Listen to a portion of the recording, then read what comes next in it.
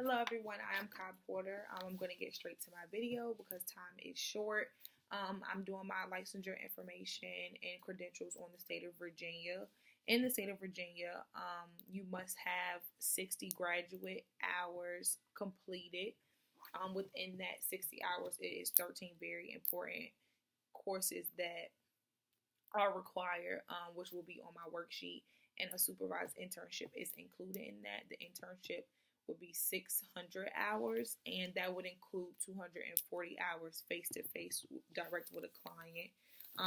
In order for you to be eligible to take your exam, your degree must be from a pre-established facility, counseling facility. It must be specifically geared to prepare counselors, and a body of students must have already come out of this program, so it must be established already.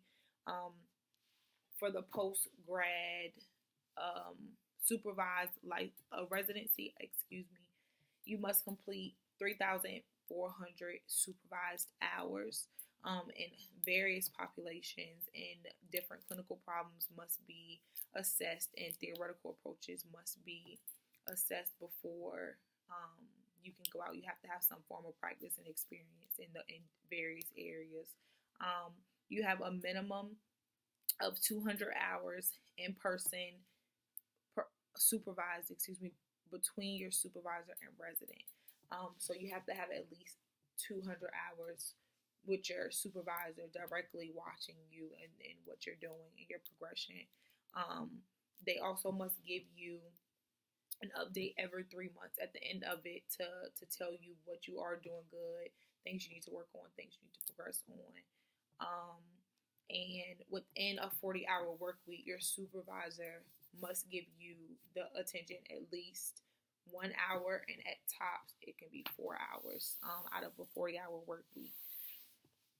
The examination that you must take is abbreviated as NCMHCE, and that is the National Clinical Mental Health Counselor Exam. That is the examination in Virginia for professional counselors. And your licensure would be a LPC, which a licensed professional counselor. You can have a tiered, or you can have tiered license, and it can be multiple titles. So in Virginia, you can have an LPC, like I just discussed, the licensed professional counselor, or you can have a LMFT, which is licensed in marriage and family therapy. In a grand scheme of things, professional counselors seek out or is there to help people, groups of people, families in the community to always better the community. Always consider what your client or clients are in need of, to effectively be able to touch them in different areas and help them through whatever it is that they are in need of.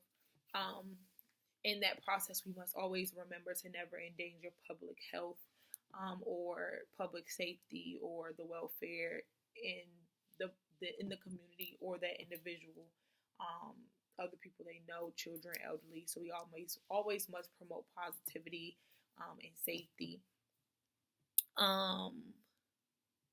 Always remember also, as a counselor, to never try to go beyond your experience.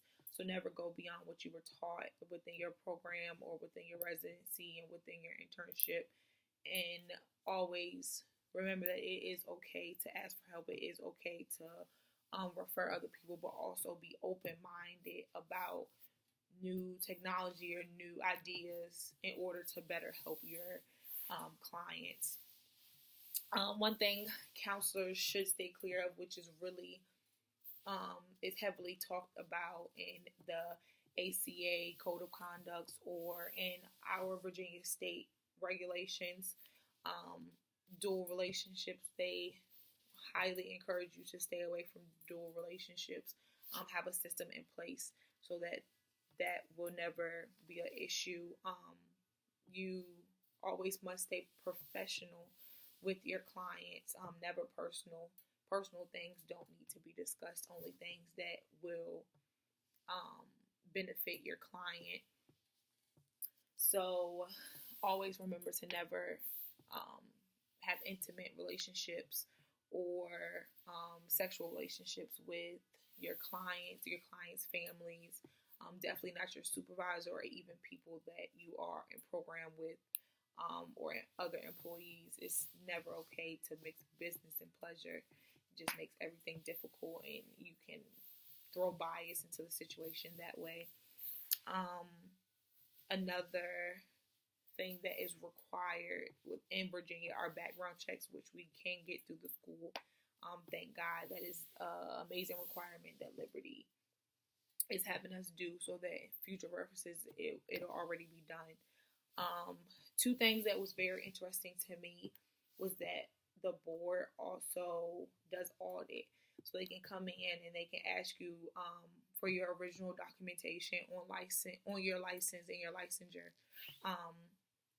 So you must always keep your original copies at least for 2 years. I've seen on the website, and they also give you a time span to complete your post-grad residency.